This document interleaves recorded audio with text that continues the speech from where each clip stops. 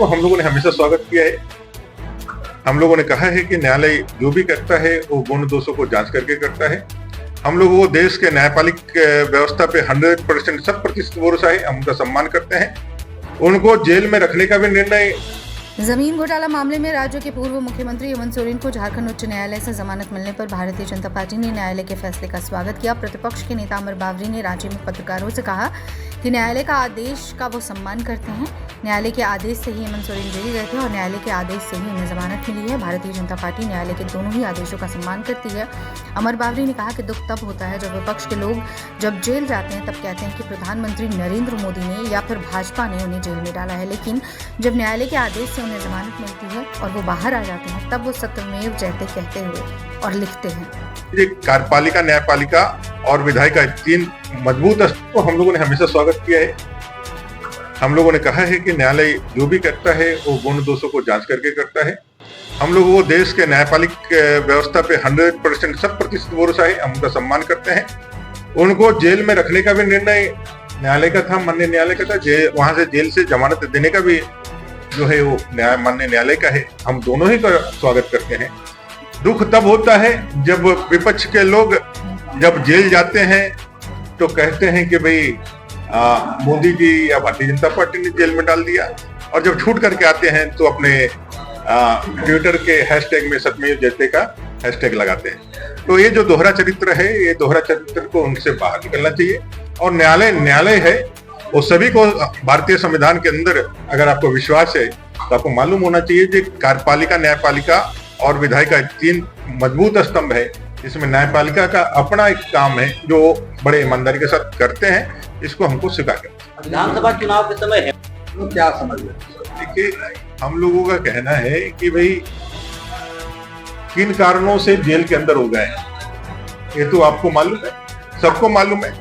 न्यायालय ने उनको जेल के अंदर, और आज वो छूट करके भी आ रहे हैं तो न्यायालय ने छूट के आ रहे हैं और उनको अंतरिम जमानत मिली है।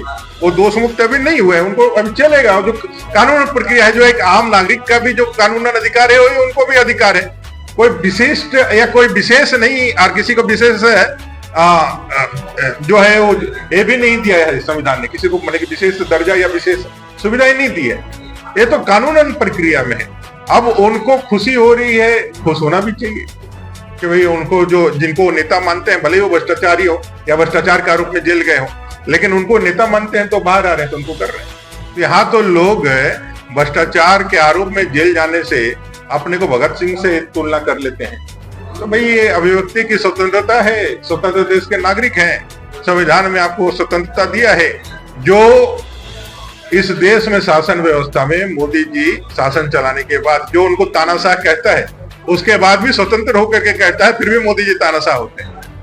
वो भूल जाते हैं कि इंदिरा गांधी जी ने जब तानाशाही रूप दिखाया तो ना प्रेस स्वतंत्र बचा, ना कोई ऐसा आवाज स्वतंत्र बचा, सभी को जेल के अंदर डाल दिया था। आज वही लोग जो 1975 में संविधान की धज्जियां उड़ा करके लोकतंत्र को खत्म करके इस देश में कलंक और एक काला अध्याय लिखा, आज वही लोग देश में संविधान की कॉपियां लेकर के, प्रतियां लेकर के अपने को है जो सबसे बड़ा हित धारक घोषित कर रहे हैं।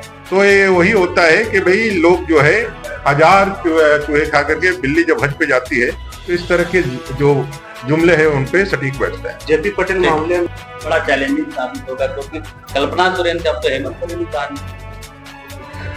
जो भी निकले उनके परिवार के लोग ही है ना, बड़ा परिवार के लोग हैं। देखिए, बड़ा चेहरा तो आप लोग बना रहे हैं। बीजेपी के लिए चैलेंजिंग। हमारे लिए ये कहना है कि हम पूर्ण बहुमत की सरकार के लिए मेहनत कर रहे हैं, और भारतीय जनता पार्टी विश्व की सबसे बड़ी पार्टी है। और इस चुनाव में भी, लोकसभा चुनाव में हमने 80 लाख वोटर से का मत पाया है।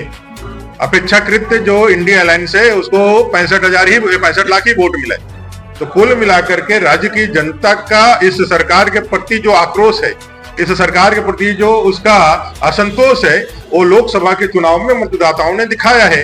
इस बार के विधानसभा में भ्रष्टाचार हो, चाहे तुष्टीकरण की राजनीति हो, चाहे यहाँ लॉ एंड ऑर्डर की समस्या हो, या बेरोजगार युवकों का 5 लाख रोजगार देने का वायदा, उनके जेल में रहने से शायद ये वायदा लोगों को उतना ध्यान पे नहीं आता। अब आएंगे तो लोग पूछेंगे उनसे, जब भी 5 लाख नौकरियां हर वर्ष देने का वायदा तो आपने किया था, 5000 7000, जो बेरोजगारी भत्ता देने का वायदा आपने किया था, अब तो लोग पूछ भी सकते हैं। ये चाह रहे हैं तो